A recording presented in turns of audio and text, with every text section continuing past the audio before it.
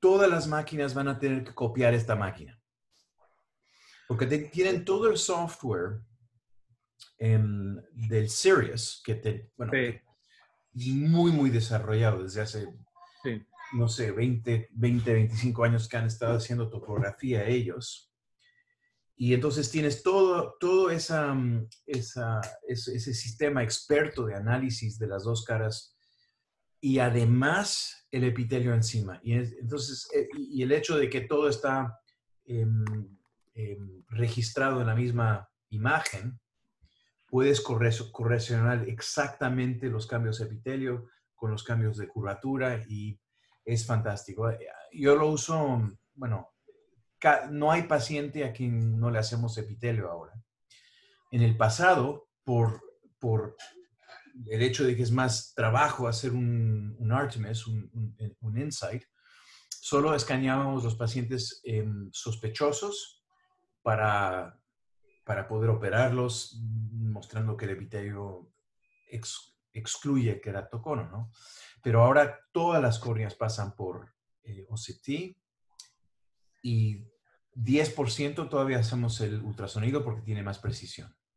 Mira, el sábado tuvimos un simposio y en el cual presentamos justamente casos de tratamiento de superficies o sea, tratamiento de láser para superficies irregulares desde queratocono. Yo tuve que presentar pacientes post-LASIK y todo, ¿no? Y justamente conversamos de esa posibilidad que tú mencionas, que tú propusiste de hacer el tratamiento estromal, ¿no? Quitando el epitelio y hacer netamente el tratamiento. Fue muy discutido, de verdad, me pareció súper interesante, así que durante tu clase quizás te interrumpamos, preguntamos algunas cositas más. Perfecto, para eso es Zoom, ¿no? Sí, Para que todos puedan meter su micrófono y preguntar. sí, Pongan el vídeo también para que se... sí. Ahora, interesante también esta compañía, oye, el CSO, o sea, muy buenos. eh, no sabía que era tan buena. Yo tenía Sirius con ellos y también lo del topógrafo, pero ahora el MS39 y también tenemos, bueno, está llegando recién, pues no lo hemos utilizado todavía, los Siris, que viene a ser el averrómetro, ¿sí? Bueno, mira, el Osiris con el MS-39 es Sí, lo sí, claro. máximo. Es lo Eso, máximo. eso es lo que he pensado justamente con los dos unidos. No, es esencial, porque Sí. con esas dos máquinas juntas tienes absolutamente todo lo que necesitas en refractiva y catarata. Ajá, ajá. 100%. Sí, Hasta tus cálculos de anillos sí, intracornales, porque las aberraciones internas, las aberraciones externas, para programar los casos de topo guided, sí. para reparos de la córnea, necesitas el cilindro interno también. Bueno, mira, No, es una locura. y está en el software, ya está integrado. Así que, Sí. y además no son caras. Eso es No, lo más loco. Es que ni son sí. caras estas máquinas. Así que No, de eso va a veras ser. es una revolución en la diagnóstica, lo Sí. que ha hecho CSO. Yo te voy a ir contando cómo me va y algunos casos te voy enviando, porque sí tengo los Siris, o sea, linkeado al Eximer y el Sirius, ¿te das cuenta? Sí. Entonces, lo interesante va a ser viendo cómo va saliendo con el láser esas plataformas, esa junta de las dos. Y ahí te voy a ir comentando, a ver qué piensas. Oye, Vicente, ¿te parece? Sí, ya Vamos, estamos a tiempo, ¿no? sí, Ya para comenzar, voy a compartir tantito la pantalla y ya voy a empezar a grabar, ¿ok? Bueno, para toda la gente que nos está escuchando, los participantes, bienvenidos. Les recuerdo, por favor, si tienen alguna duda, alguna pregunta, pueden escribirla en el chat, se la podemos hacer llegar aquí a Dan. Para la gente que nos ve en redes sociales, igual, escríbanla, se lo hacemos llegar. Y bueno, Luis, te doy la palabra para que puedas presentar, por favor, a Dan. bueno, para mí es un gran placer presentar a una persona que considero, fuera de ser brillante oftalmólogo, una muy buen amigo y una buena persona, que es creo que lo principal de todo, ¿sí? Dan, lo pares en cualquier lado, le preguntas algo y él te lo va a responder. Así que eso, siempre, Dan, es cierto, siempre lo he apreciado de ti. Entonces, yo voy a presentar al doctor Dan Reisen. Él es subespecialista en córnea, cirugía refractiva y segmento anterior. Es director médico del London Vision Clinic. Cuando vayan por allá, dense una vuelta. Yo estuve unos días con él allá, fue realmente espectacular. Y si ya hay un cuartito en el cual les hacen inclusive masajes después de la cirugía, y si están estresados, a ustedes también le pueden hacer, ¿sí? Es profesor de oftalmología del Columbia University, College of Physicians and Surgeons, y profesor asociado a la Facultad de Medicina de la Sorbonne Universidad en París, en Francia. Dan, un gustazo tenerte aquí con tus paisanos, ¿sí? Y con la gente de Latinoamérica, así que te dejo para que te escuchemos. Muchas gracias. Pues, y has explicado por qué soy paisano. No. Bueno, para que todos sepan, yo, como todos ustedes, nací en Perú. Sí. Nací en Lima, en la clínica italiana, que creo que ahora se llama, luego se llamaba la clínica, cambió de nombre, ¿no? Cambió de nombre, ahorita no me acuerdo, la clínica italiana, no sé, sí, pero no sé cuál es ahora. Y era un hospital que tenía mucha obstetricia. Estaba junto a la embajada de Japón, y cuando hubo el secuestro ese, no sé qué, en la embajada de Japón, pues el hospital cerró. Lo tenían que cerrar porque habían cerrado toda la manzana, y en 3 meses de no poder ver pacientes, el hospital se fue en bancarrota. Entonces, qué chistoso que estamos en una época ahora, 57 años después, donde hemos cerrado nuestras clínicas. Claro que afortunadamente todavía no estamos en bancarrota, pero sí nos ha costado mucho de estar cerrados así. Ok, entonces, mira, me han pedido de hablar del epitelio y digo, no necesito no me tiene que convencer mucho de hablar de eso, porque es lo que empezó mi carrera en oftalmología, y espero que en esta pequeña hora les pueda dar lo que es 20 años de investigación y descubrimiento y aplicaciones del epitelio que he aprendido en todos mis trabajos. Claro que tengo un interés financiero en esta máquina ArcScan, no grande, digo, si compran una máquina no me mandan un cheque, pero en la compañía tengo un pequeño porcentaje por el hecho de que los patentes que hicimos en la Universidad de Cornell han pasado a esta compañía. Y claro que soy consultante para Zeiss, así que si hablo de eso, pues tómenlo en cuenta. Pues lo que me gustaría hacer en todo esto es hablar sobre este programa. Quiero empezar con la historia de la medida del epitelio, porque es algo nuevo en oftalmología. Luego quiero hablar de lo que es el perfil normal del ojo humano virgen. ¿Por qué es?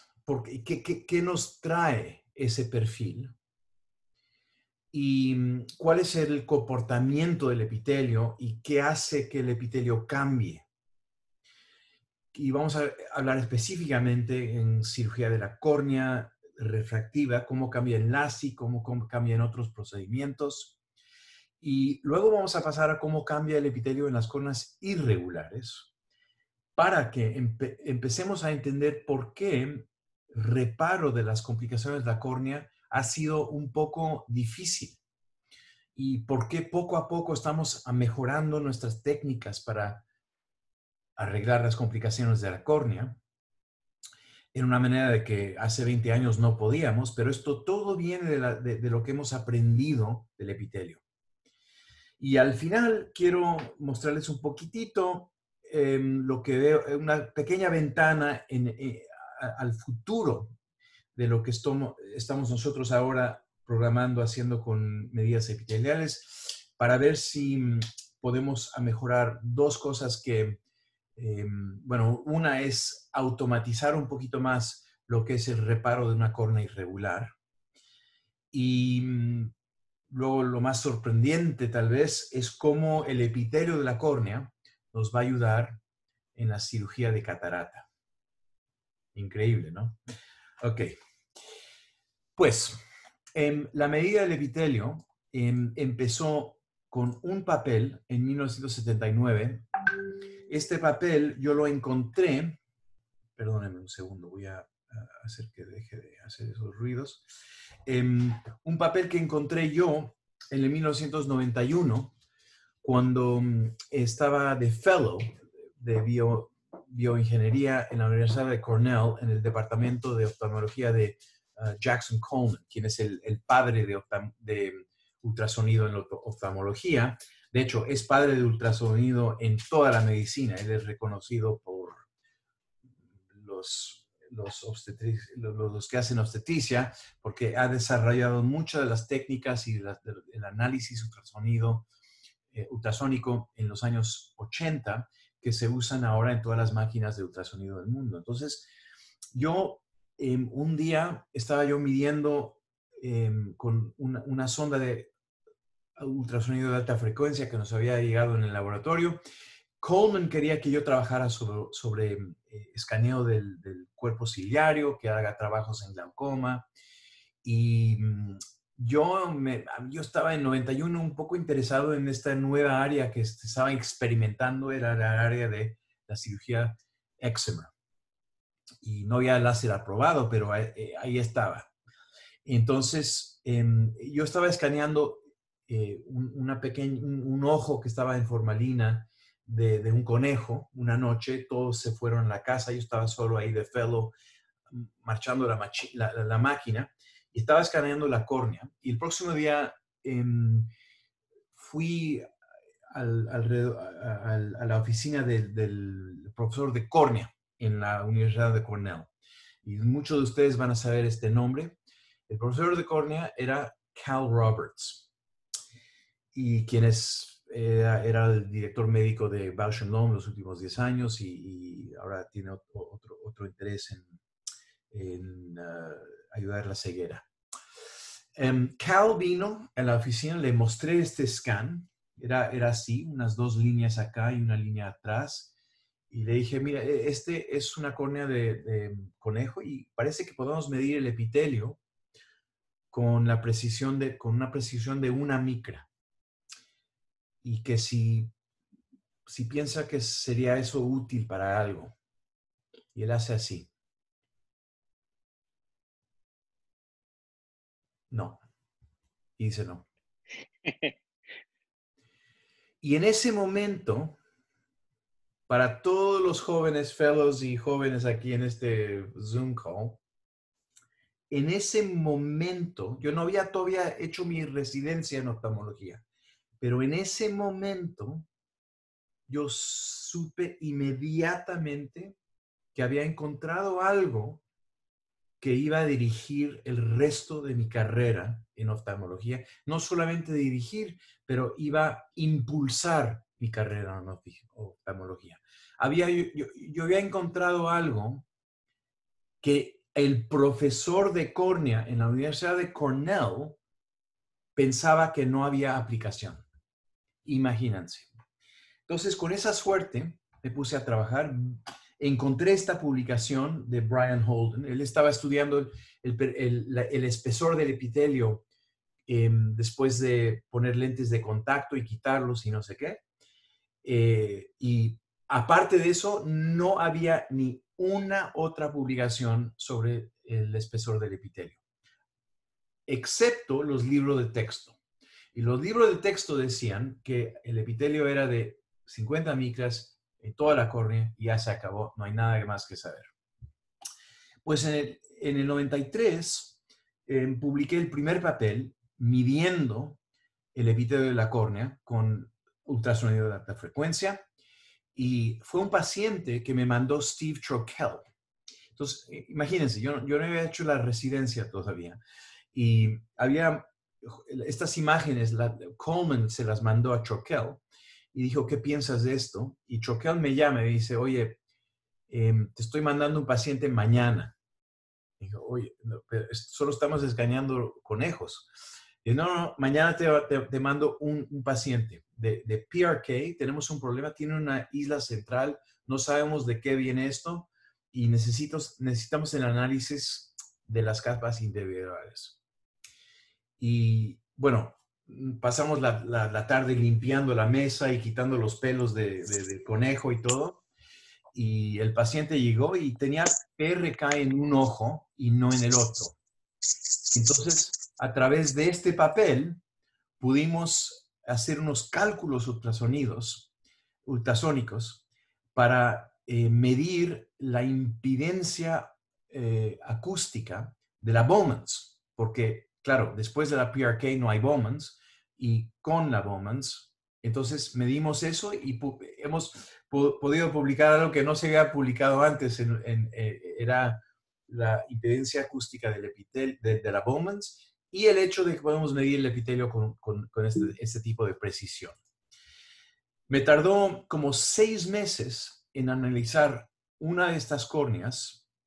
Eran varios scans, eran como 20 scans paralelos, y me tardó 6 meses en hacer un mapa de 3 milímetros. Y miren aquí la parte central donde estaba la isla, donde estaba el encurvamiento localizado, y el epitelio era más fino en esa zona.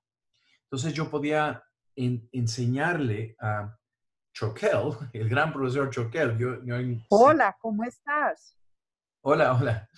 Yo sin residencia en oftalmología le estaba mostrando. Aló, hola. Hola. Hola. No, ese es Ángel, le escucho la voz. Esa es Ángela María. Ok, Ángela sí, María exactamente. Sí. Se reconoce inmediatamente. Ok.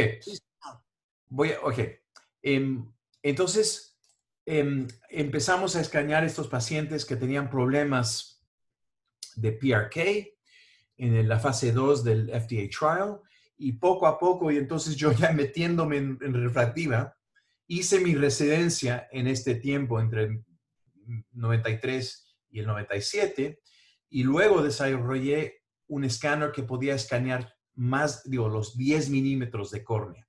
Esto lo publicamos en el año 2000. Claro que otros estaban midiendo el epitelio también. Thorsten Müller-Pedersen estaba en el laboratorio de James Jester, donde está el departamento de McCully, en Texas, y ellos estaban usando confocal para medir una sección pequeña de córnea y medir el epitelio. Y claro que ya todos saben que los originales del OCT habían mostrado que se podía ver la forma de la córnea, pero nadie había hecho mapas hasta que Hake en 2008 hizo un mapa basado sobre varios scan OCT.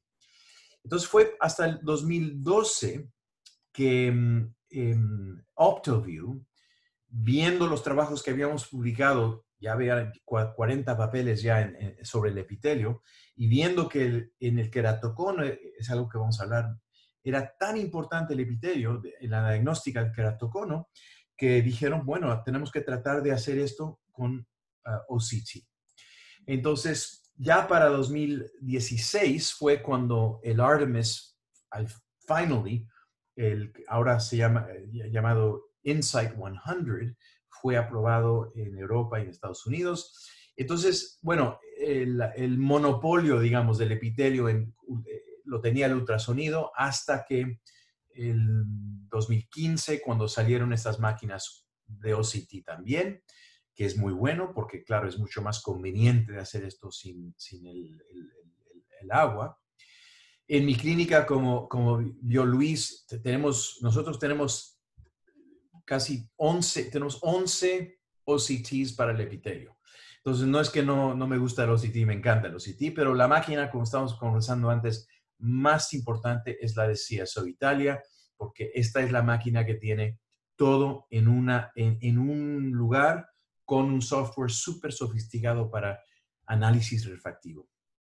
Zeiss también han hecho un lente para convertir lo que es el Cirrus en escáner de segmento anterior, y el Avanti de OptoView, claro, es una máquina fantástica para que puede hacer la córnea y la retina al mismo tiempo. El CSO no hace la retina, así que eso hay que entender. En Heidelberg han estado hablando, bueno, muestran que pueden ver el epitelio, pero no han producido mapas todavía comerciales. Bueno, pasemos a la historia. Entonces, pasemos a lo que es, bueno, ¿cuál es el perfil de la córnea normal? Pues, imagínense que me tardó más de un año de publicar esto porque fue rechazado de Ophthalmology, y no quiero decir nombres, pero es muy político. Pero inmediatamente, inmediatamente lo mandé a George Waring, al Journal of Refractive Surgery. Él dijo, ni exigió una nueva review, porque le mandé los reviews del Ophthalmology con todos los errores que tenían en su análisis, con mis respuestas, y con ese paquete lo publicó inmediatamente en JRS. Este papel es uno de los más citados que tengo en mi carrera. Tiene como, no sé, un montón de citaciones. Ophthalmology, de veras que se perdieron esa. Bueno, ¿cuál es el perfil epitelial? Es este. El epitelio sí es de aproximadamente 50 micras en el centro, eso sí, pero es más grueso inferior que superior y más grueso nasal que temporal. Y hay una simetría de espejo, es decir, nasal es más espeso que temporal en los dos ojos. Y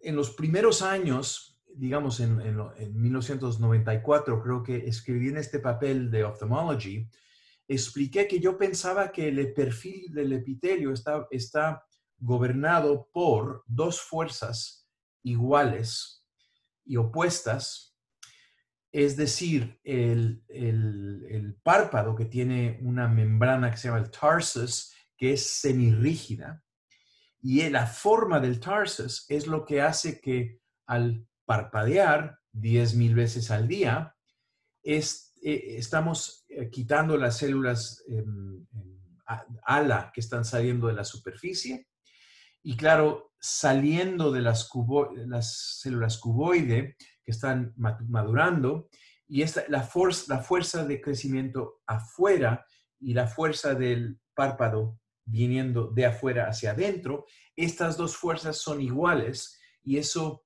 hace que el sistema tiene un equilibrio, y eso hace que la curvatura de la córnea no cambia. Y eso hace que el ojo tiene una refracción estable. ¡Grecia! No se han preguntado por qué los anteojos marchan perfectamente a las 6 de la mañana, el lunes de la mañana se ponen los anteojos, y todavía marchan perfectamente a la 1 de la mañana el domingo. Estás en la discoteca después de 10 tequilas y todavía los anteojos, la curvatura de la córnea no ha cambiado y los anteojos funcionan perfectamente. ¿Por qué? Por estas dos fuerzas que hacen un equilibrio donde la curvatura de la córnea se mantiene adentro de una décima de un milímetro de curvatura todo el tiempo. Es una de las gran evoluciones de la vista. Entonces, pensamos de esa teoría y hubo varias maneras de enseñar cómo esto es verdad, porque si el párpado determina la forma del epitelio, si sustituimos el párpado por una otra superficie, digamos, un lente de contacto rígido que no cabe bien encima de la córnea, se llama un orthokeratology lens, y si lo pones en la noche, el epitelio va a cambiar y puedes hacer un mapa diferencial entre el pre y post ortho K. Y ven que en el ojo donde estaba bien centrado el lente, el epitelio está mucho más delgado en el centro en la mañana y redistribuido en la periferia para un aplanamiento, una corrección de miopía exactamente basada sobre la ley de los espesores. Es decir, más tejido en la periferia, corrección de miopía, o menos tejido en el centro, igual.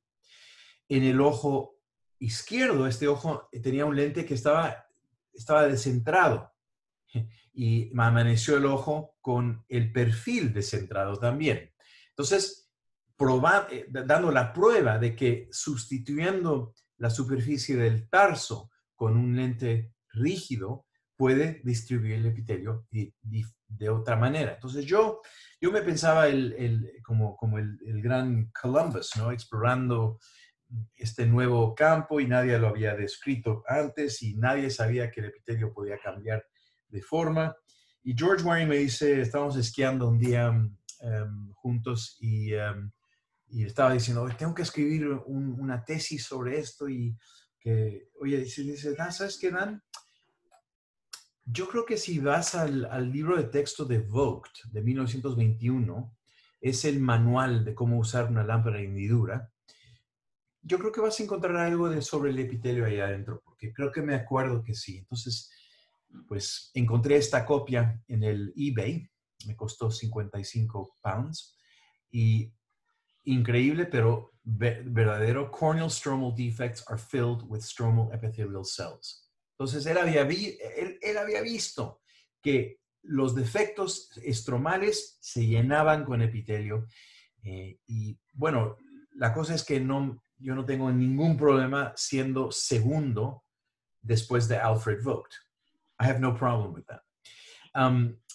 Claro que en los años 90, con la difusión de esta cirugía de magia, de cirugía refractiva de Excimer, éramos muchos que estábamos estudiando los cambios epiteliales en el perfil después de tratamientos de miopía. Había Charlene Gauthier que estaba usando el pachymeter óptico, como les mostré. Torben estaba usando el confocal microscopy, pero yo tenía la ventaja de que estaba midiendo en una zona de 10 milímetros, no solo en el centro, y yo podía ver los perfiles de cambio, no solamente el espesor en una zona.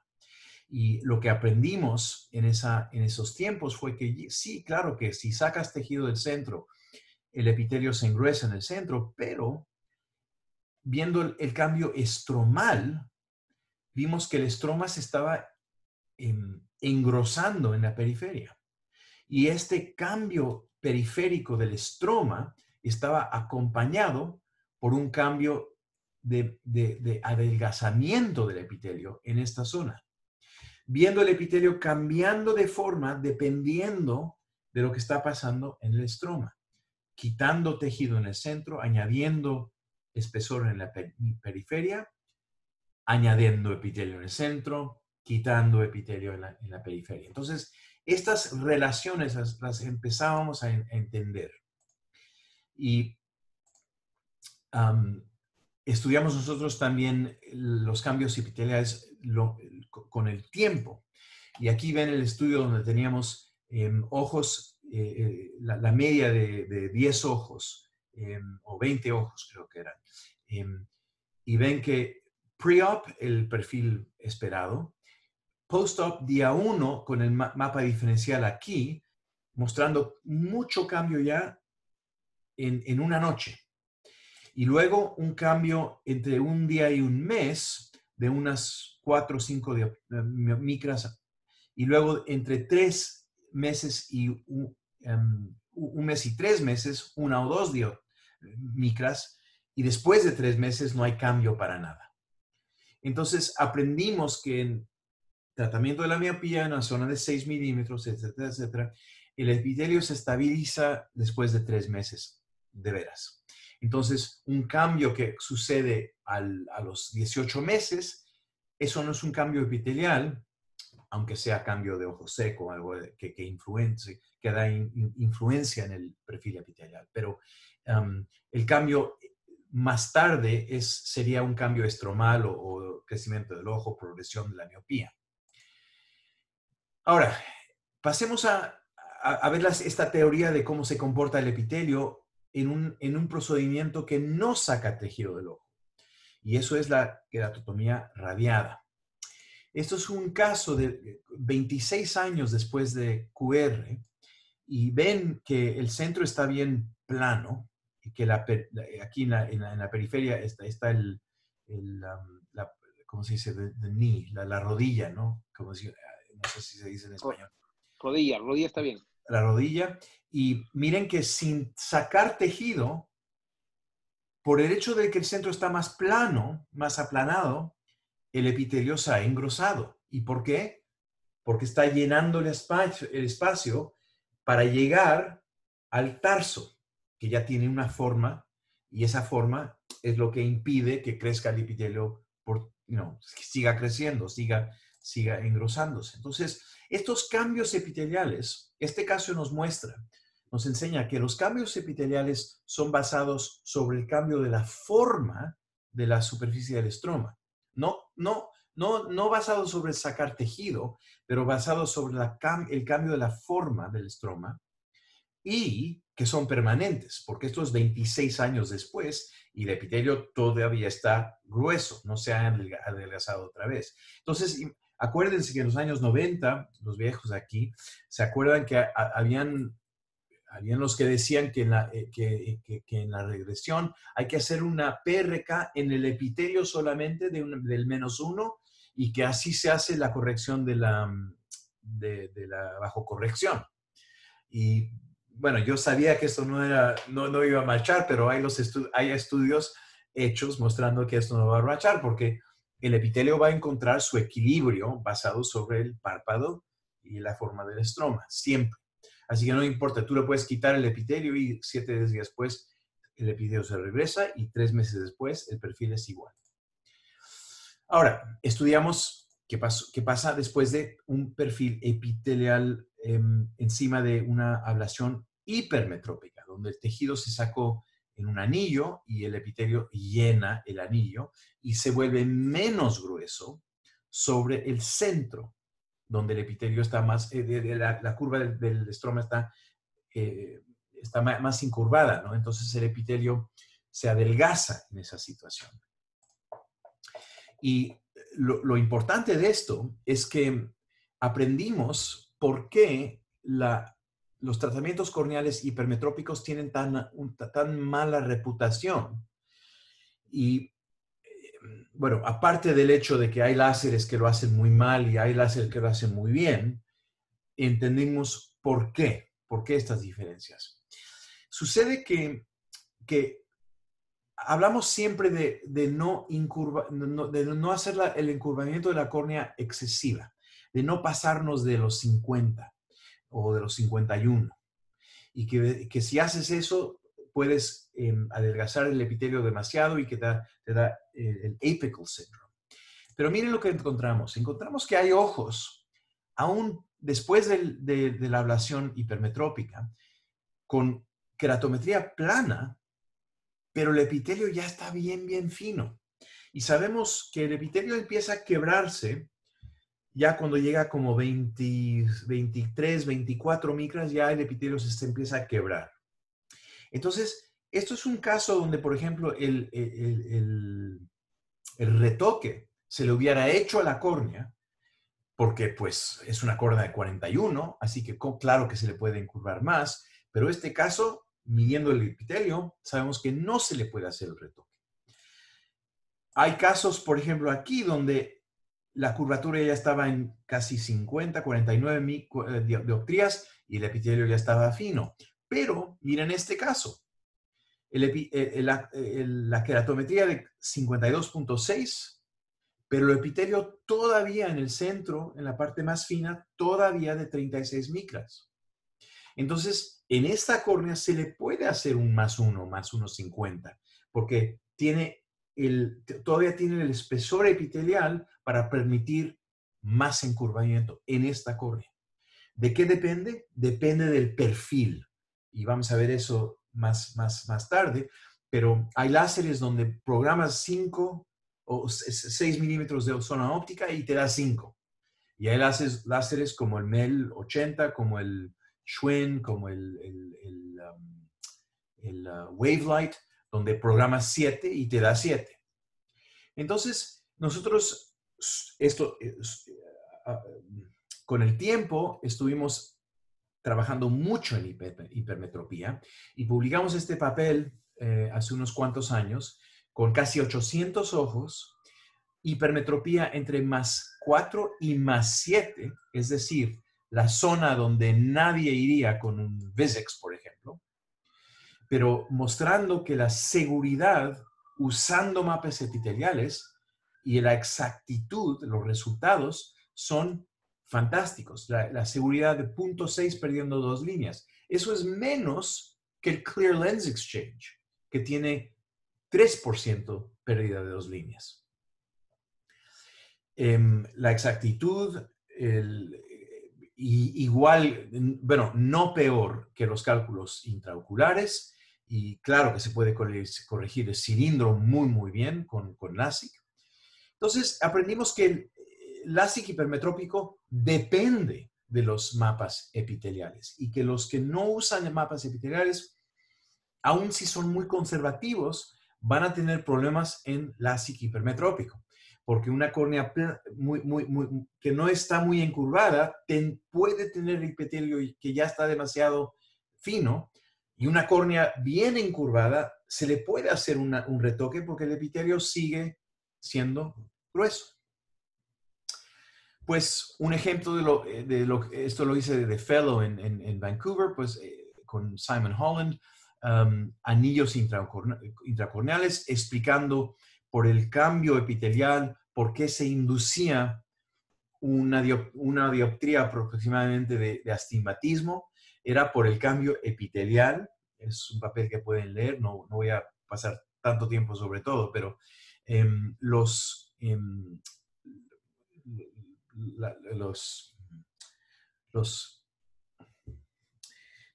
injertos de la córnea.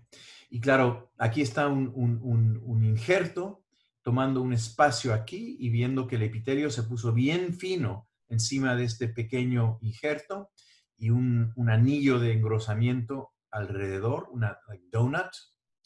El Raindrop, claro, lo han quitado del mercado, pero esta es una córnea a quien le iba a quitar pero le hice los scans antes de quitarle el lente. Y bueno, igualmente, estos fueron los años 90, donde los flaps podían ser súper gruesos y la gente no sabía que estaban haciendo los flaps de 260.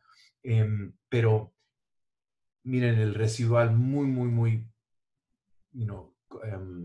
comprometido, pero el perfil igual, el perfil como en un queratocono, como una ablación hipermetrópica, el epitelio se adelgaza en la zona más encurvada y tienes un engrosamiento circular alrededor de esa zona, y como el queratocono. Ahora, estos son mapas del MS39. Eso es un paciente quien yo vi a los 4 meses por su visita de 3 meses, y luego lo vi a los 9 meses y vi un pequeño cambio en el cilindro. Tenía un cuarto a 180 y regresó con 0.75 a 90. Y eso, claro, me llamó la atención. Es una dioptría de cambio de astigmatismo. Y cuando le hice los mapas diferenciales, miren, en el mapa tangencial, bueno, si solo estás mirando el mapa tangencial, no mires el epitelio, solo mirando esto ves, bueno, no sé, pues aquí pues es como ruido, ¿no? Pero lo bueno de esta máquina es que el mapa diferencial epitelial lo puedes correlacionar exactamente. Y ven como esta pequeña área donde está un tantitito rojo, el mapa, está coincidiendo exactamente con la zona donde se ha adelgazado el epitelio. Eso quiere decir que tal vez está formando una ectasia, porque en la zona más encurvada el epitelio es más fino. Entonces, imagínense, atrapando una ectasia a los 9 meses, antes de que se destruya la visión, y haciendo el crosslinking en ahí mero, este paciente jamás va a sufrir de ectasia que le va a dañar la visión. Detectar estos cambios súper finos, súper, bueno, lo más pronto posible es lo que es prevenir los problemas en complicaciones como la ectasia. Ahora, esto nos trae al queratocono. Y esto es una de las aplicaciones más importantes del epitelio y fue la aplicación que hizo esta industria de todos los OCTs que pueden medir epitelio. Porque medir el epitelio hasta este momento fue solamente para las complicaciones, para corregir las complicaciones, pero eso no era para ganar dinero, eso era para ser buen médico. Y lo que cambió el mercado fue cuando presenté este concepto en 2004, por la primera vez, de que el perfil epitelial del queratocono, bueno, encurvamiento causa adelgazamiento y la parte más plana causa el engrosamiento circular, el donut del epitelio.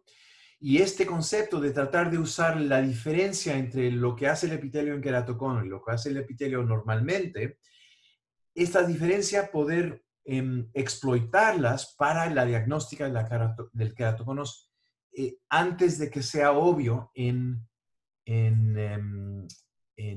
topografía.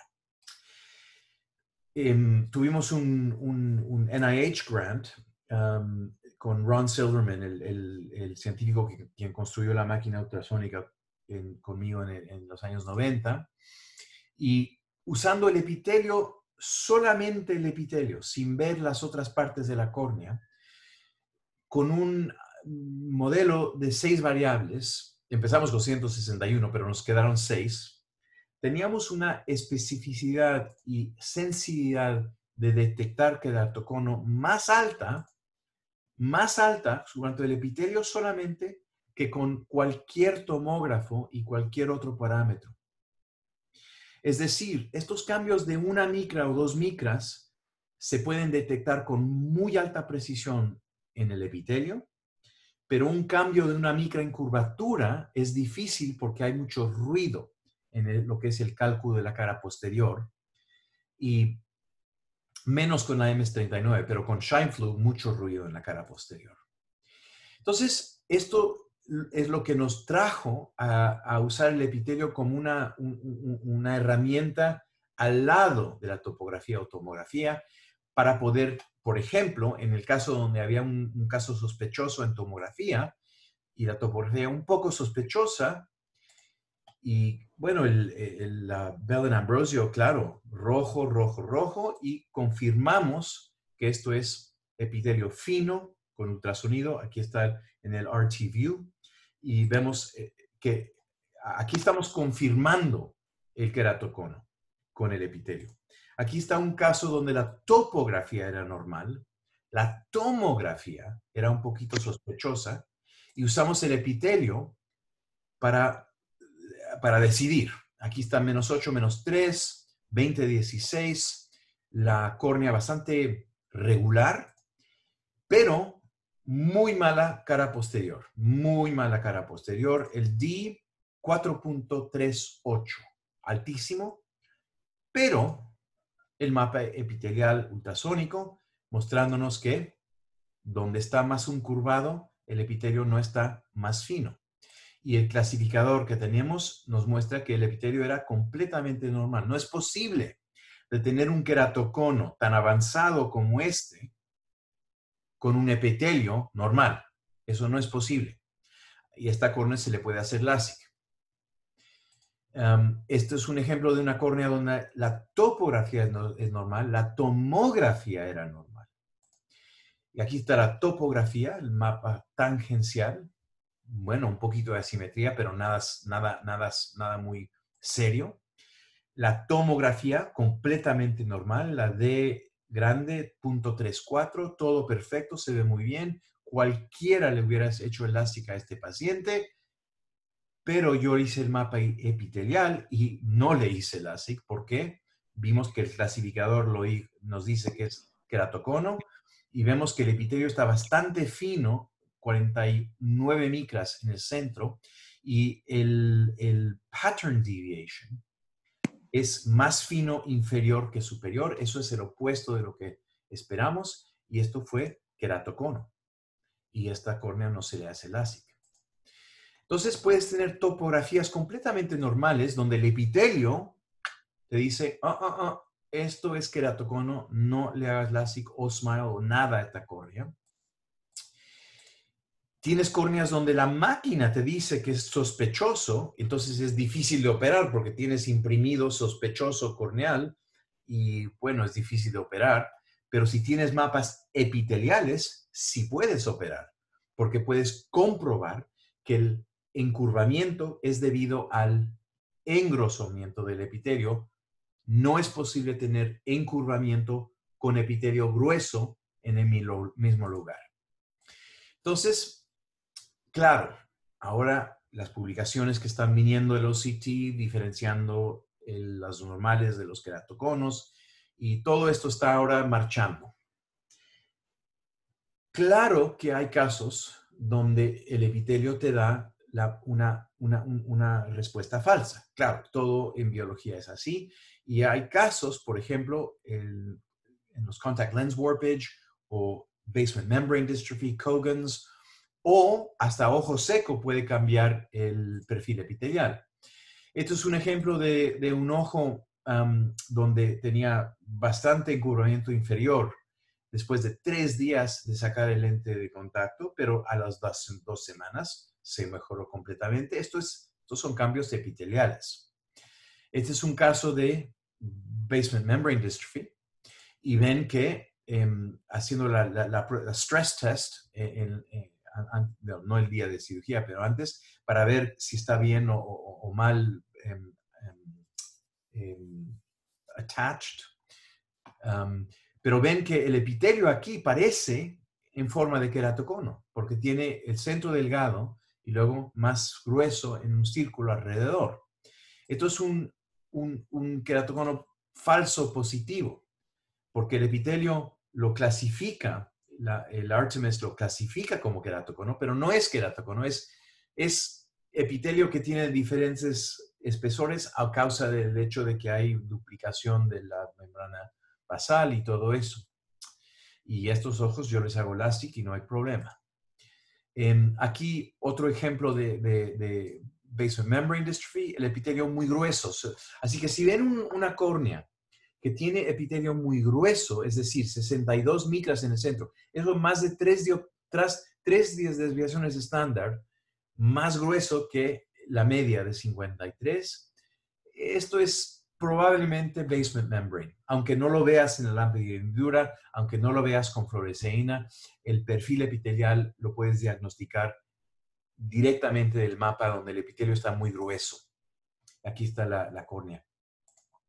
Y aquí con ultrasonido ven donde es un falso positivo de queratocono.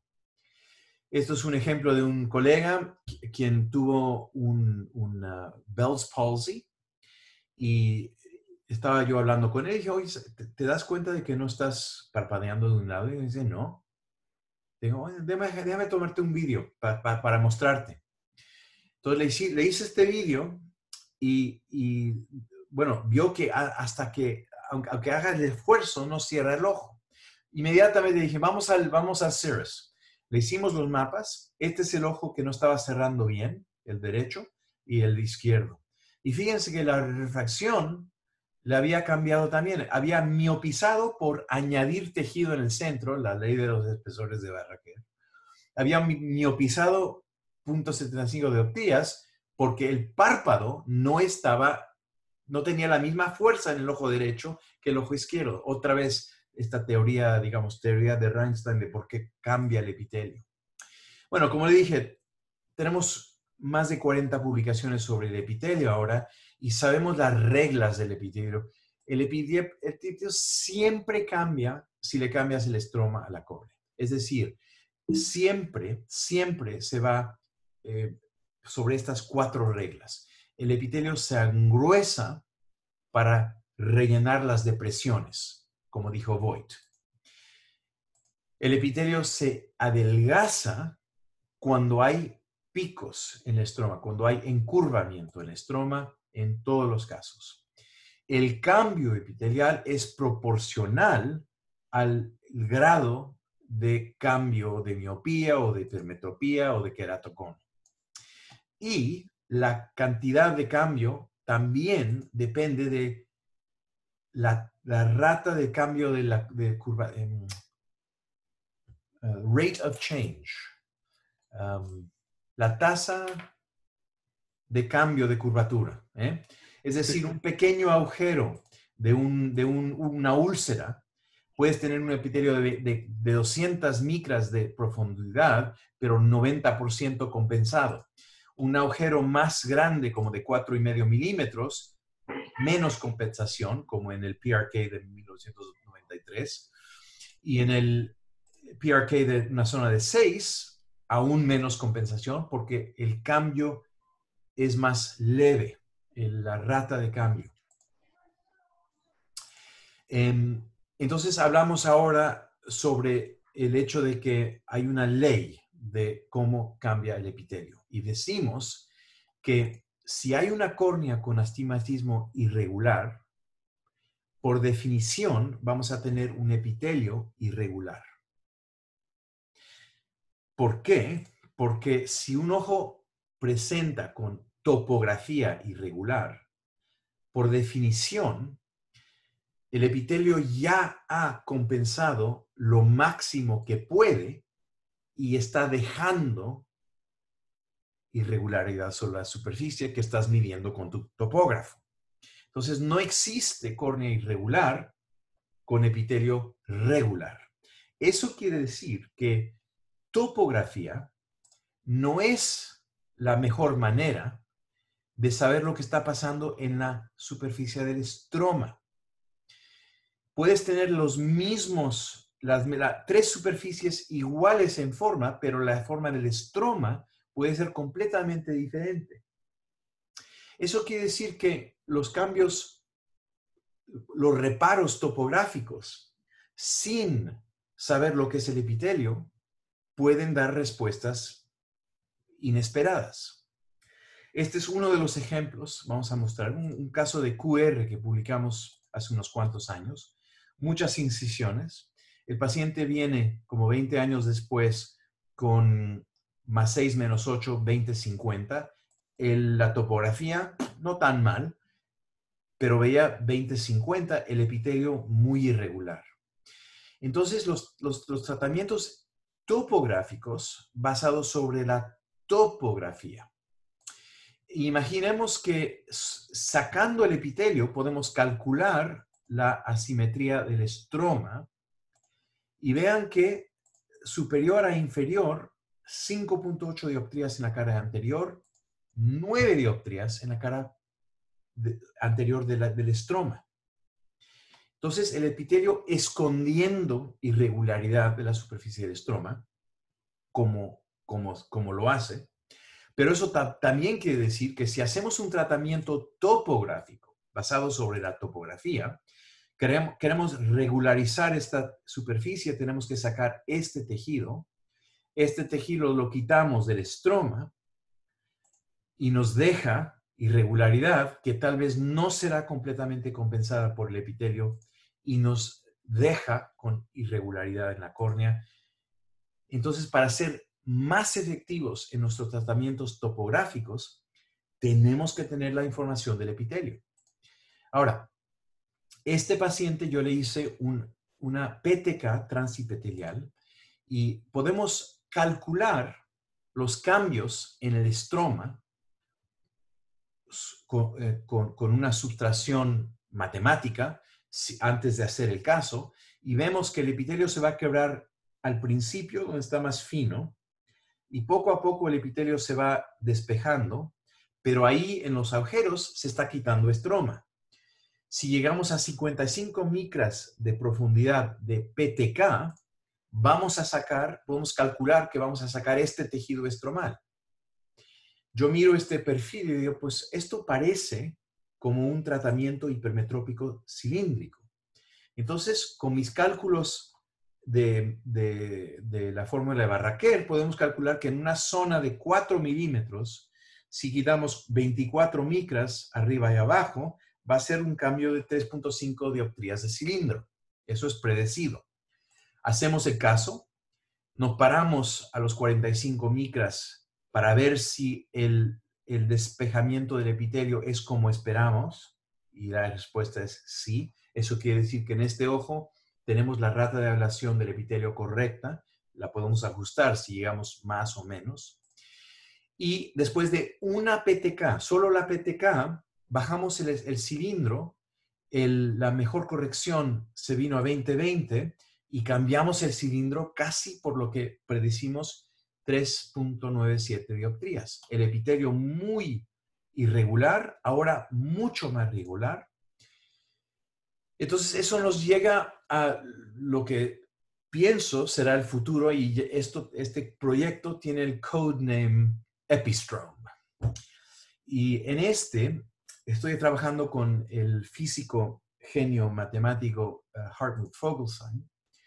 Hartmut es el que diseñó el MEL 80, es el que diseñó el Amaris, antes de que, bueno, Sam Mosquera hizo su PhD, yo creo, con Hartmut en Schwinn, y cuando Hartmut se fue, Sam, claro, es el rey de lo que es el Exmor ahora. Y con Hartmut estamos haciendo esto. Entonces, la idea esta es que agarramos el mapa epitelial, agarramos la topografía y importamos eso en el software. Calculamos la elevación del estroma. Calculamos lo que se va a sacar como tejido en una ablación transepitelial. Basado sobre lo que vamos a quitar en estroma, podemos calcular el cambio refractivo de la PTK que vamos a hacer. Basado sobre la nueva superficie estromal, podemos calcular el comportamiento del epitelio en esa nueva superficie. ¿Qué es lo que va a hacer el epitelio después en remodelarse? ¿Y a qué nos va a salir la refracción? Entonces, este esquema, esperamos, que nos va a dar la potencia de poder predecir el cambio óptico al mismo tiempo que estamos haciendo la PTK. Y eso quiere decir que en vez de 2, 3, 4 pasos, tal vez llegamos al potencial de hacer estos casos en un paso. Bueno, eso sería el sueño, ¿no? Yo llamo eso Optical PTK, OPTK. Y tenemos un estudio ahora aprobado por las agencias aquí en Inglaterra para reclutar a los pacientes. Ya estamos empezando a tratar pacientes con este sistema de Optical PTK. Ahora, para acabar, les prometí, ya casi es una hora. Les prometí que les iba a explicar por qué los cirujanos de catarata les iba a importar mucho lo que es el epitelio de la córnea. Imposible, ¿verdad? Piensen, el ojo es una cámara. Tiene dos objetivos. Tiene la córnea y tiene el cristalino. Eso es. No hay nada más complicado. Es súper simple. Y tiene una longitud axial. Entonces, ponemos un lente intraocular. Debería de ser increíblemente simple de saber qué poder intraocular se necesita para que esta córnea con el lente intraocular enfoque el ojo perfectamente. No puede ser algo más simple que eso. pero es difícil, aparentemente. Y la cosa más grande que no se ha estudiado es el ELP, Effective Lens Position. Yo llamo, en inglés tenemos esta expresión elephant in the room. The elephant in the room. Quiere decir la cosa de que es obvio, pero nadie está hablando de eso. No sé si hay una expresión en español igual. Pero esta cuestión del ELP es una. Pero el otro factor es el epitelio. Fíjense que esta diapositiva yo la hice en 1999 y la presenté en ARVO. Pensemos que el epitelio, que tiene un índice refractivo diferente que el estroma, el epitelio en una córnea normal, pues ya como vieron, el epitelio en la córnea normal casi siempre es del mismo poder. Entonces, la queratometría está calculada basada sobre la curvatura de la zona de 3 milímetros, se llama la queratometría, K. ¿Y cómo conviertes curvatura en poder? Pues por el índice refractivo. ¿Pero cómo sabes el índice refractivo? Pues el índice refractivo está calculado basado sobre unas asunciones y es el mismo índice para todas las córneas. Entonces, cuando tú haces LASIK miópico y se te engruesa el epitelio en el centro, ahora tienes una diferencia en la relación entre el poder dióptrico del epitelio y el estroma. En este ejemplo, por ejemplo, el epitelio ha quitado 1.5 dioptrías de corrección de miopía, un -10. Donde el epitelio es como un lente de contacto de -1.25, el epitelio se engrosó en el centro, es como un lente de contacto más grueso en el centro. En el caso de tratamiento hipermetrópico, tenemos un lente miópico, ¿verdad? Encima del estroma. Ahora, en este caso, hubo un cambio de más 2.25 por el aplanamiento por añadir epitelio en la periferia. Imagínense que podría existir un caso donde este rango de dioptrías en el epitelio de 3,5 dioptrías podría suceder entre dos ojos que tienen la misma queratometría. Pues el cálculo que le vas a hacer tú basado sobre la queratometría, vas a usar el mismo A constant, el mismo no sé qué, el mismo lo que quieras, el mismo Barrett, el mismo lo que quieras. Estas córneas son completamente diferentes, aunque tengan la misma curvatura anterior. Déjeme mostrarle un caso. Esto es el epitelio por ultrasonido. Esto es adentro del programa de Epistrom. Un LASIK de -550. Esto es un LASIK de +2. El epitelio grueso en el centro después de miopía. El epitelio grueso en la periferia después de hipermetropía. Miremos lo que calcula el Epistrom. Tenemos un poder dióptrico, una diferencia entre poder dióptrico de 1.5 dioptrías entre estos dos ojos, pero la queratometría solo tiene 0.5 dioptrías en diferencia. Ahora empiezan a entender por qué ninguna de las fórmulas puede tener con exactitud la predicción del lente intraocular, del poder del lente intraocular, sin saber el perfil epitelial y el poder del epitelio sobre el estroma. Haciendo los cálculos sobre, basados sobre gradient optics adentro de la córnea, vamos a poder saber el poder dióptrico de la córnea, de una manera que no se puede basado sobre hipótesis y utilizando índices refractivos basados sobre bueno, sobre teorías sobre el estroma.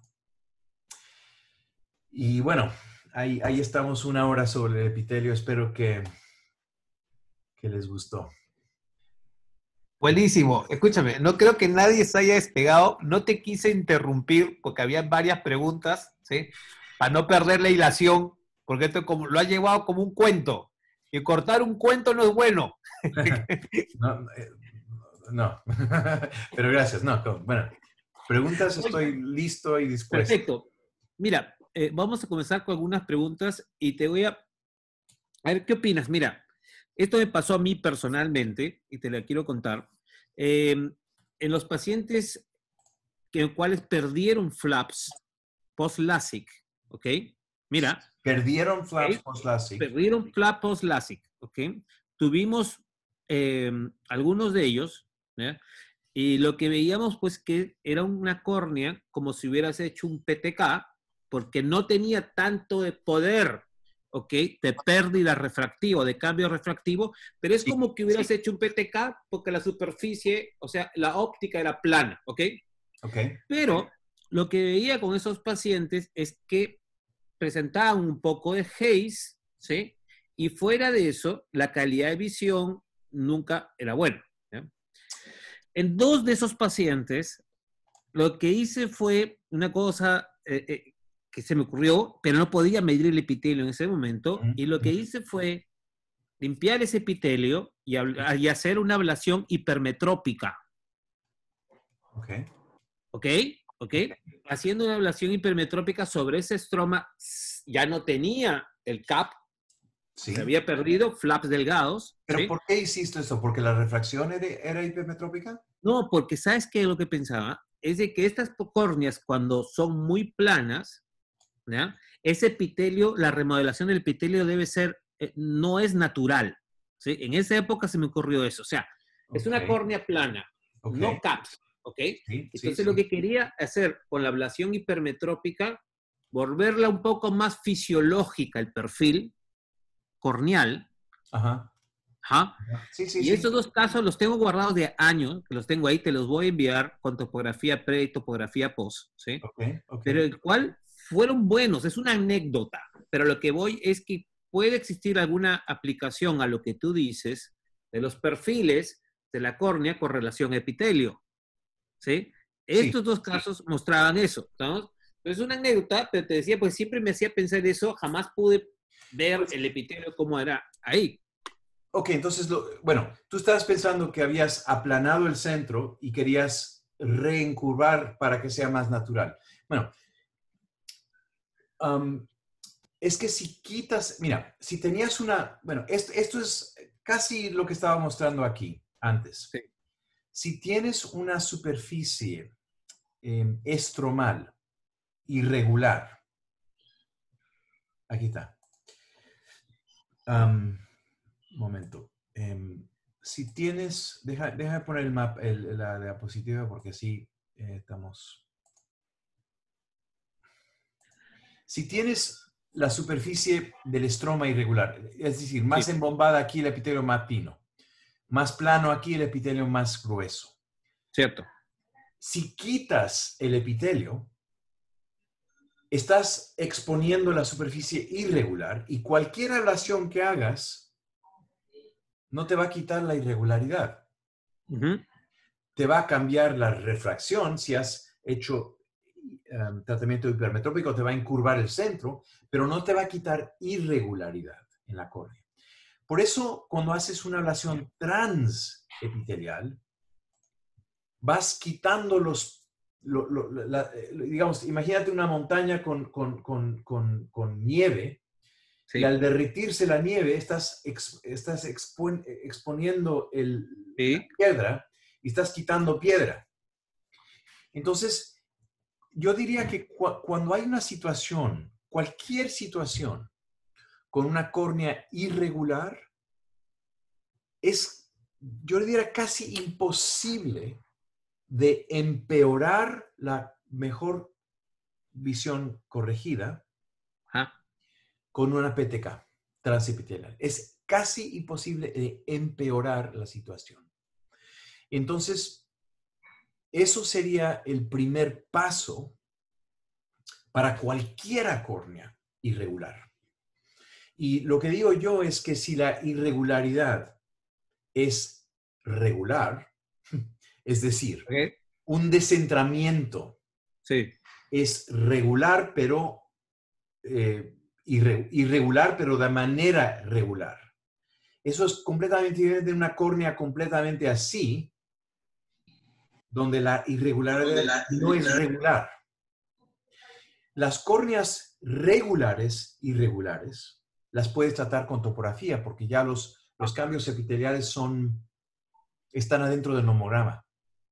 Pero una córnea donde está la irregularidad de manera irregular, tienes que empezar con Transepithelial PTK, no con Topography Guided. De hecho, el Topography Guided te puede dar un peor resultado, porque ahí lo que está escondiendo el epitelio es lo que tienes que cortar, y si el epitelio está muy plano en una zona donde hay un hueco, y que el láser cree que tiene que quitar tejido de donde está ya el hueco, puedes hacer que el hueco sea más profundo, ¿no? Dan, una pregunta. Te habla Juan Valle. Sí. Hola, ¿cómo estás, Juan? Magnífico, siempre aprendo muchísimo contigo.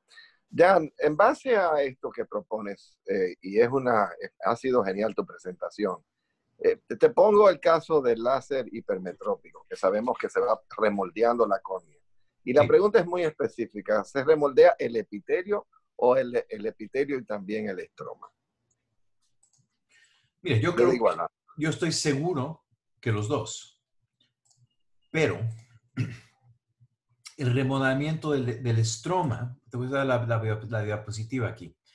El remodelamiento del estroma es más biomecánico. Como estás haciendo en el láser hipermetrópico, hacemos el flap y luego la ablación en la periferia, estamos cortando mucho más de los cables periféricos y tenemos más engrosamiento periférico debido al relajamiento, digamos, de las fibras del estroma que están cruzando la córnea.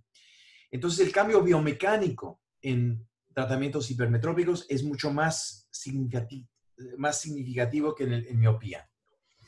Pero lo que vemos es que el cambio epitelial es enorme. Y ves, por ejemplo, en este caso, esto yo creo que fue una zona de 7 milímetros. Aquí se ve 3.5, 3.5. Esto es un anillo de 7 milímetros de ablación, lleno de 80 micras de epitelio. Imagínate, la ablación, no sé qué fue en este caso, pero digamos 120 micras. Llenas 80, te queda como si cambiaste el perfil por 40 micras. Y por el hecho de la regla número 4, es decir, que la rata de cambio de curvatura es tan severa en el tratamiento hipermetrópico, es como una zona óptica súper delgada, digamos, en forma de anillo, debido al hecho de que el cambio de la rata de curvatura es tan severa, por eso el epitelio llena mucho más. Y por eso, bueno, yo no llamo eso regresión, yo llamo eso cicatrización a donde queríamos ir, ¿no? Entonces... ¿Eso se mejora aumentando la zona óptica? Exactamente. Lo más grande la zona óptica y lo más grande la zona de transición, lo más estable y lo menos que se cambia la refracción entre el día 1 y un año. O sea, una zona de transición menos, vamos a poner así, brusca. Mientras tengas una... El problema con el Vizix y con el Nidec es que tienen zonas de transición que no trabajan el epitelio bien. Y este cambio de curvatura aquí, en la zona de la ablación, es tan... el diseño de ese perfil de ablación marcha mal. Y lo que pasa es que el epitelio compensa enormemente lo que están haciendo esos dos láseres. Entonces, por eso hay mucha regresión en esos láseres. Los láseres más modernos para hipermetropía, Wavelight, Schwind, MEL, esos láseres tienen un perfil de ablación diseñada para que todo sea mucho más leve en el cambio de la curvatura. De hecho, los 3 láseres fueron programados a base del mismo científico, Eckhard Schroeder, que hizo los primeros perfiles hipermetrópicos en los años, publicó en 92, creo. Él fue el que enseñó a Max Reindl, que estaba en Meditech y hizo su compañía Wavelight. Y luego Hartmut Vogelsang y Stefan Pieger, que estaban en Meditech, también se fueron a Schwind. Entonces, digo, es la misma familia y por eso esos 3 láseres son iguales en hipermetropía. Pero no tengan miedo de tratar la hipermetropía en la córnea. Como les mostré, si usan mapas epiteliales, pueden tener resultados increíbles. Nosotros tratamos hasta más 7 en la córnea y sin pérdida de líneas. Y hablando de eso, justamente hipermetropía. Si ya el PRK sobre el LASIK, si pensamos en epitelio, ¿por qué es mucho más eficiente el LASIK que el PRK entonces, si el perfil va a ser el mismo? Espérate. PRK. ¿Cómo más eficiente? O sea, vamos a decir así, varios estudios han mostrado, ¿sí?, que hay menor regresión en pacientes con LASIK hipermetrópico que PRK hipermetrópico en el tiempo. ¿Qué crees que está pasando? Ahí viene lo que está diciendo Juan, preguntando Juan. En hipermetropía hay otro problema con la PRK. Y eso es que la ablación de estroma periférica es completamente diferente que en el centro. Y cuando hacemos ablación en la periferia, la cicatrización es completamente diferente y ahí es donde siempre desarrollamos haze reticular en la periferia. Entonces, ahí, Juan, sobre todo hay mucho cambio estromal debido a neostroma, que seguido es muy desorganizado y se ve como haze. Yo digo que no se debe hacer más de 80 micras de ablación en hipermetropía en la periferia antes de empezar a de veras llegar a mucho haze periférico. Y si estamos haciendo eso, tenemos que poner mitomicina. Yo no utilizo el PRK en hipermetropía más de +3 casi nunca. Aunque lo tengas que hacer, pero eso no es preferible. Perfecto. Mira, hay muchas preguntas aquí en el Zoom chat. Sí. Me da miedo aquí. Wow, oh my God. Ya, por ejemplo, Francisco Sánchez debe estar por ahí también. Aquí sí. estaba. Sánchez. A ver, Francisco, si estás por ahí, abre el micrófono para que le preguntes a Adán. Oye, me va a preguntar algo que no voy a poder responder. ¿Cómo se comporta la remodelación epitelial en PRK miópico? ¿Qué opinas de algunos reportes sobre PRK topo-guided, wave-front-guided, cross-linking? Ok, wow. Oigan, invítenme para 1 hora para hablar sobre eso. Ya lo hacemos la próxima semana, ¿eh? Oye, ya amarrado. Francisco, 1 hora, te puedo dar 1 hora sobre trans-PRK contra topo-guided, contra SMILE, contra LASIK, contra ICL.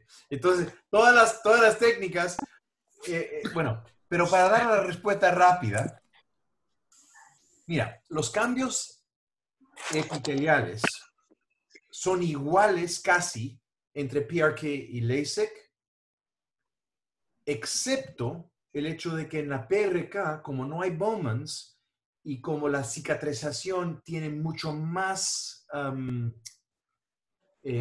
agresiva.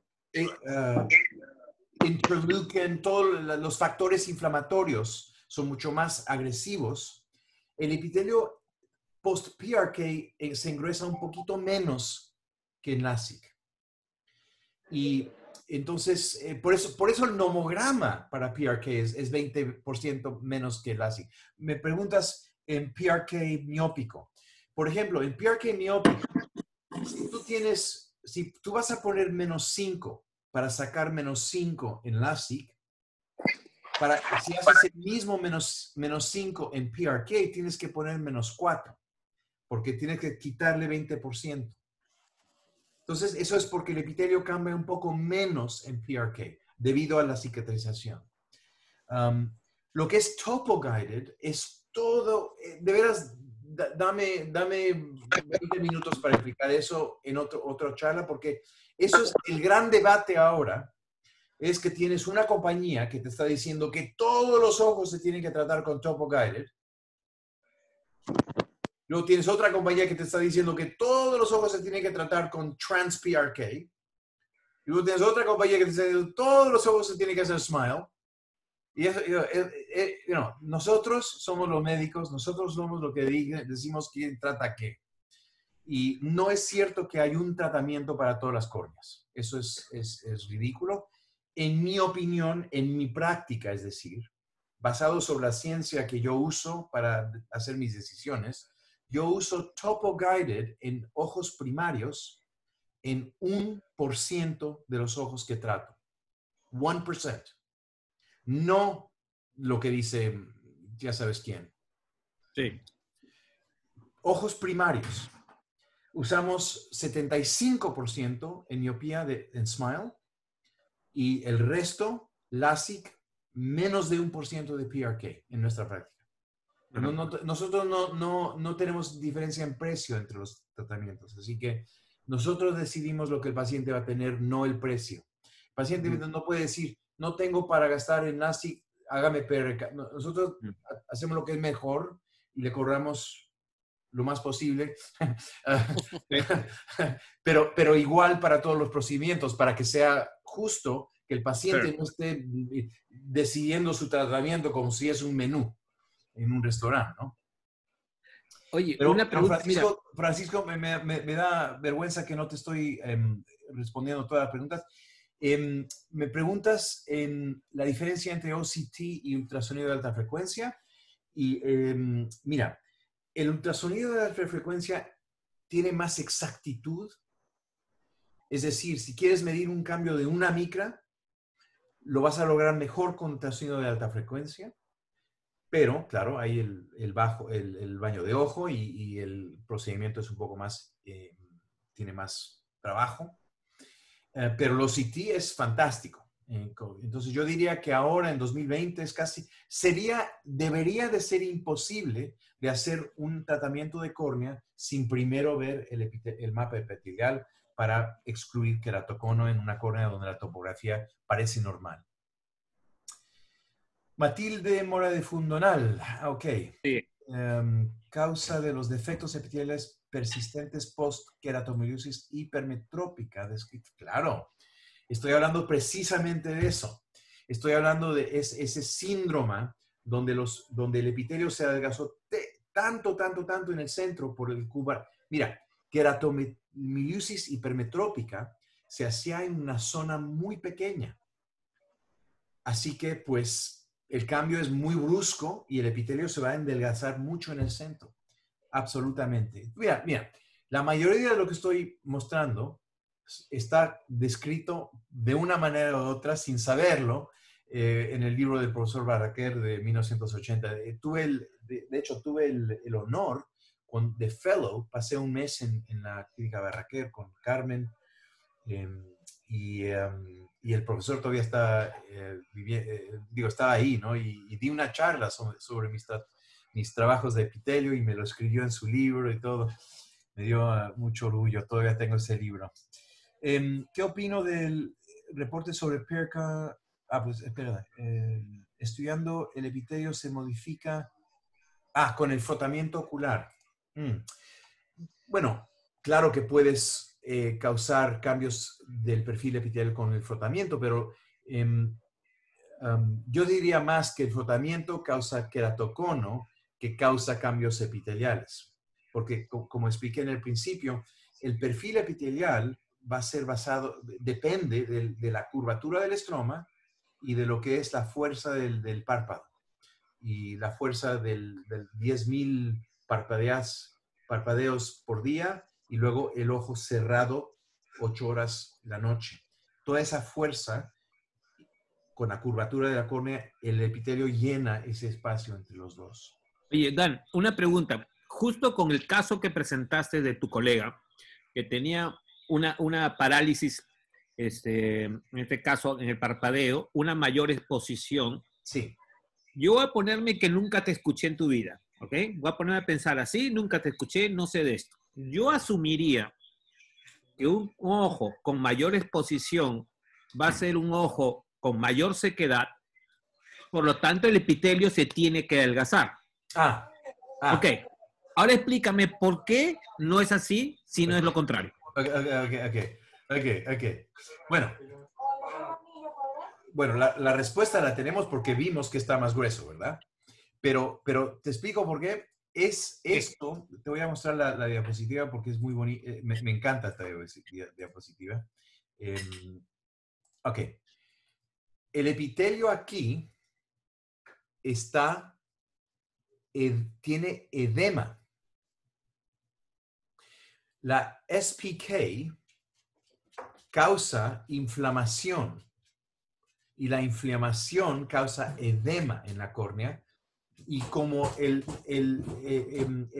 párpado no está aplastando el epitelio puede crecer más. Hay dos factores que están haciendo que este epitelio se engrosó casi 15 micras o 20 micras.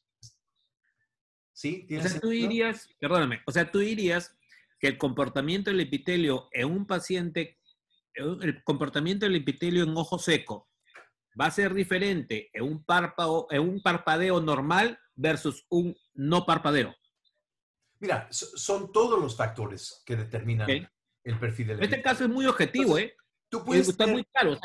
Tú puedes tener una córnea, una capa lagrimal con mucho meibomian gland dysfunction. Eso no es ojo seco, es ojo inflamatorio. Y la inflamación puede cambiar el perfil epitelial o por deshidratación, como estás diciendo, o por hinchazón del epitelio, edema del epitelio. Pero luego hay el factor físico, el que yo creo que está trabajando más en este caso. El hecho de que como no está aplastando el epitelio de este lado, el epitelio tiene la posibilidad de crecer más antes de que esté, y en el otro ojo se está aplastando con los 10.000 parpadeos al día. No sé si respondí eso claramente, pero... Sorry. Más preguntas aquí, porque no nos vamos hasta que acabemos la pregunta. Mira, Brenner Luis de Suecia te pregunta, ¿cuál es la diferencia de índice de refracción entre epitelio y estroma? Sí, entonces hay muy pocas publicaciones sobre eso, pero les estoy escribiendo aquí, les voy a escribir aquí en el chat a todos. El epitelio es 1.401 y el estroma anterior, si me acuerdo correctamente, es 1.376 y estroma posterior es más como 1.373, creo, algo así. Una publicación, miren, la publicación se las voy a buscar. Es una publicación de Sudhi Patel, Refractive Index of the Epithelium. Ya mira, ahí si la encuentras, me la pasas. Si no, la pasamos por Ophthalmo Education y la gente ya sabe cómo entrar ahí y la presentamos. Aquí ya la encontré. Ya, si la encuentras ahí, la ponemos bien en el chat. Ok. ¿Qué más? ¿Qué otras preguntas? Mira, ahí María Jimena Núñez de Cali me dice, el problema en hipermetropía vendría a ser el ángulo de incidencia. ¿Qué opinas? Repite. El problema en hipermétropes es el ángulo de incidencia. Pienso que se refiere al ángulo de incidencia de la luz. Ok.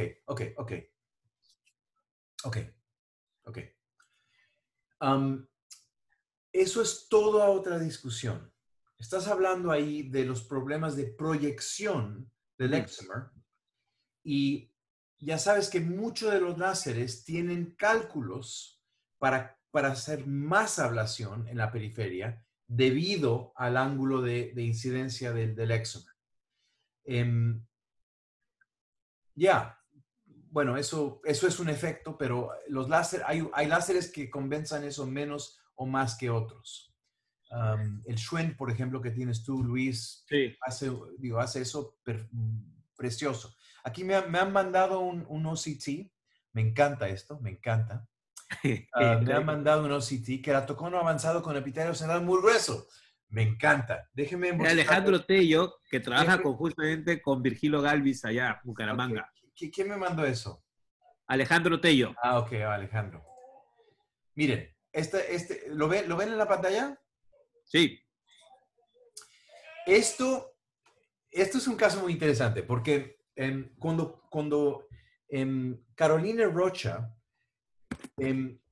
hizo uno de los primeros papeles sobre epitelio en queratocono después de los míos. Ella usó el OCT de RTV. Y claro, imagínense, el papel me llegó a mí para hacer la review, ¿verdad? De hecho, me están llegando 2 o 3 papeles cada semana para hacer review del epitelio, porque como ya publiqué 40, cada vez me están pidiendo. Pero miren, ella dijo, esto es un caso donde la regla de Reinstein no está seguida. Y yo creo que eso es que no estamos interpretando la regla que puse bien. Lo que pasa en un caso como este, donde el epitelio está grueso en la parte más incurvada, es que las 4 leyes, una de las leyes es que la proporción del engrosamiento del epitelio depende de la profundidad del cambio del estroma. Es decir, todo tiene que ver con el cambio de la curvatura, la rata de cambio de curvatura del estroma. Y como ven aquí, hay un cambio de curvatura y luego se pone muy plano aquí en el centro y luego más encurvado. Entonces tienes aquí perfectamente la situación donde la parte más encurvada tiene una sección de estroma muy plana. Y por eso el epitelio está más grueso, porque el cambio es decir, estamos creando un hueco con el aplanamiento estromal entre el párpado y el estroma. Y ese hueco se está llenando por epitelio, aquí. Entonces, este caso sí sigue las reglas de las cuales acabamos de hablar. Las 4 reglas aquí.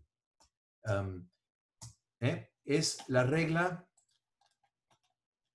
número 3, que el cambio es proporcional a la cantidad de estroma que quitamos y a la rata de cambio de curvatura. Y rellenando las depresiones. Así que en este caso había una depresión. Perdonen, no están viendo la diapositiva. La proporción de cambio de estroma, el cambio de curvatura y rellenando las depresiones. Y en ese caso, que nos acaba de mandar Alejandro, ven que hay una depresión en la superficie del estroma aquí y la está llenando el epitelio. Es como una ablación miópica, digamos, porque en queratocono, después de un high drops o cuando el queratocono es muy, muy severo, estás perdiendo estroma. Es como ablación del estroma. Pero muy buen caso. Gracias por mandarlo, porque eso es una... Debería de poner ese ejemplo en la charla también. Muy bien. Gracias. ¿Qué sucede con el epitelio en trasplante de Bowman? Pues mira, no he escaneado una córnea post-trasplante de Bowman, pero te puedo decir que va a seguir las 4 reglas. Entonces, dependiendo de la curvatura del estroma, así va a cambiar el epitelio. Eso es, las reglas siempre son seguidas. Este paciente de 15 años con avanzado epitelio muy grueso. Sí, entonces ya hemos respondido a eso. ¿Puedes explicar tu gráfico de interpretación del grosor epitelio y cómo usas clínicamente?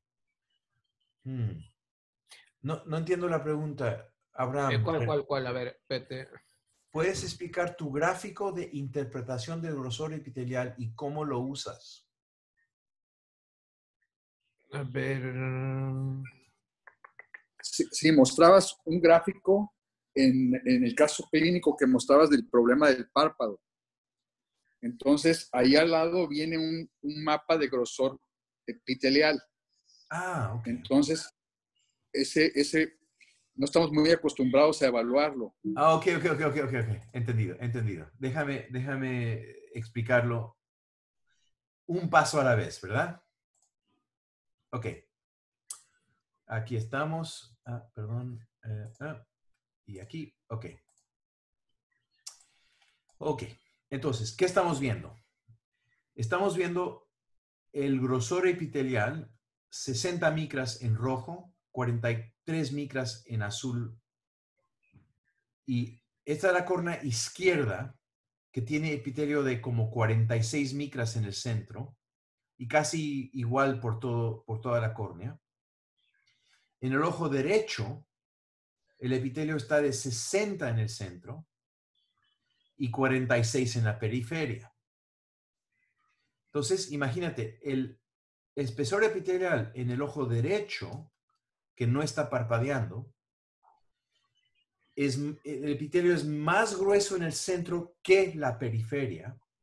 Es decir, que el lentículo epitelial es positivo. Lentículo positivo induce miopía. En el ojo izquierdo, que está parpadeando normalmente, el epitelio es de la misma, aproximadamente igual, 46 micras. Entonces, el poder dióptrico de ese epitelio del ojo izquierdo es casi 0. Por eso, se miopizó el ojo derecho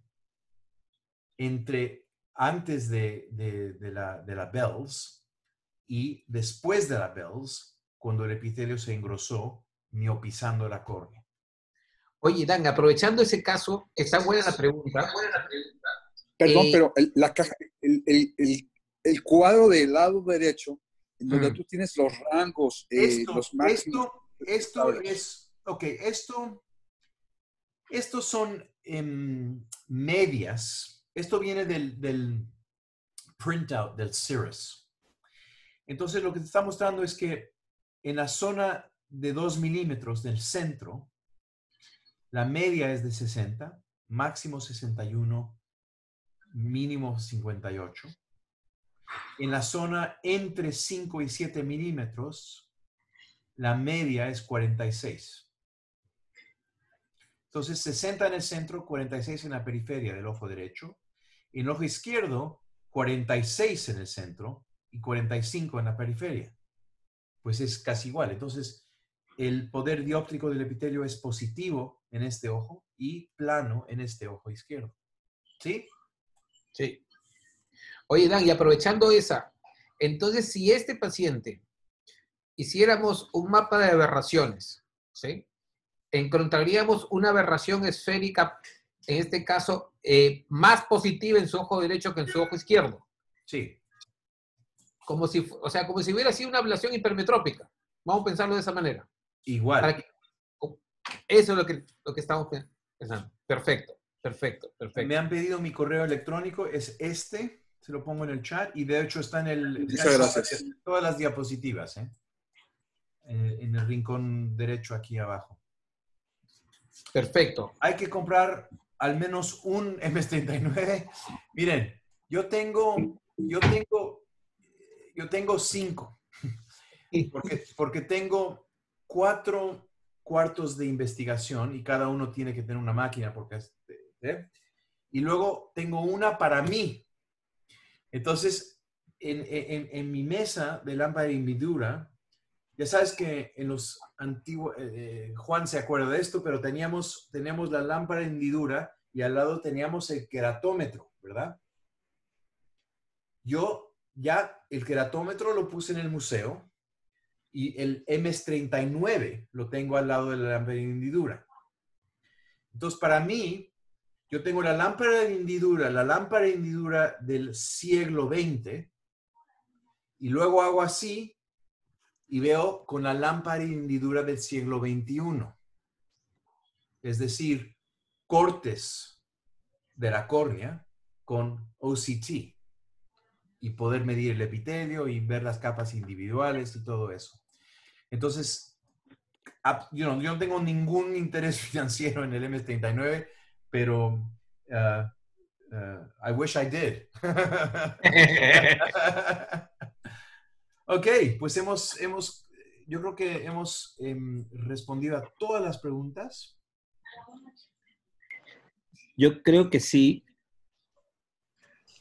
Lucho y Dan, gracias. Ha sido maravilloso. Pues gracias a ustedes. Me encantó. Increíble que tuvimos casi 180 personas aquí escuchando. No, y fuera del el Facebook y por YouTube también tenemos los tres. Así que después ahí, Vicente, te voy a pasar exactamente más o menos cuánto hemos tenido, pero más o menos duplicamos lo que ves en Zoom, lo duplicamos usualmente en las otras dos. Wow. Sí. Así que hay mucha gente que está escuchando y muy interesante. La verdad, como te dice Juan, también muy agradecido primero, ¿sí? Ya Vicente te tomó la palabra y como está grabado, no puedes decir... Claro, está grabado. Está grabado y que tiene la próxima semana otra clase. Y buenísimo. Yo creo que sí, mira, en este rato lo que hacemos nosotros es abrir el micrófono y agradecerte. Bravo. Lindo. Tu proyecto de vida, ¿sí? Fuera de tocar el saxón, definitivamente es el epitelio. Muchas gracias, Dan. Gracias. Espero verte la próxima semana. Un abrazo. Un abrazo. Muchísimas gracias, Dan, por estar con nosotros. Ahí te voy a escribir para ponernos de acuerdo para la próxima charla. Y mañana... Bueno, invitarlos. El día de mañana va a estar con nosotros el doctor Alfonso Arias. Va a estar hablando de fuentes de error en la indicación de lentes. ¿Pero va a hablar de epitelio otra vez? Yo creo que ahí le vamos a decir que le preguntamos. el cálculo no sirve de nada si no mides el epitelio. Ya aprendí los dos aquí. Epitelio es todo. Acá cambiamos de hora, es 11:30 de la mañana. Igual por estar en Europa, el doctor nos pidió que fuera 11:30 de la mañana, horario Lima, Bogotá, Ciudad de México, cuando ahí están los horarios para todos los demás. Muchísimas gracias de nuevo. A todos. Y nos vemos el día de mañana. Les voy a mandar el link de nuestro curso que, bueno, empieza mañana, pero dura 4 semanas, de nuestro curso de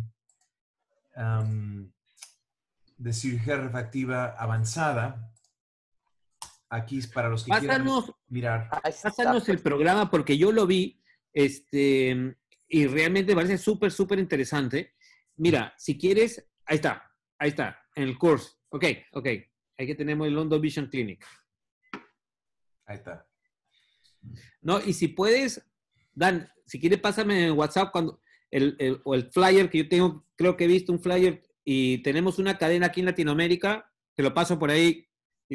Vamos a aprovecharlo, de verdad. Muy bien. Sí, el programa está muy lindo. Ok, muchas gracias. Muchísimas gracias. Hasta luego. Chao. Luego. Chao, José Miguel.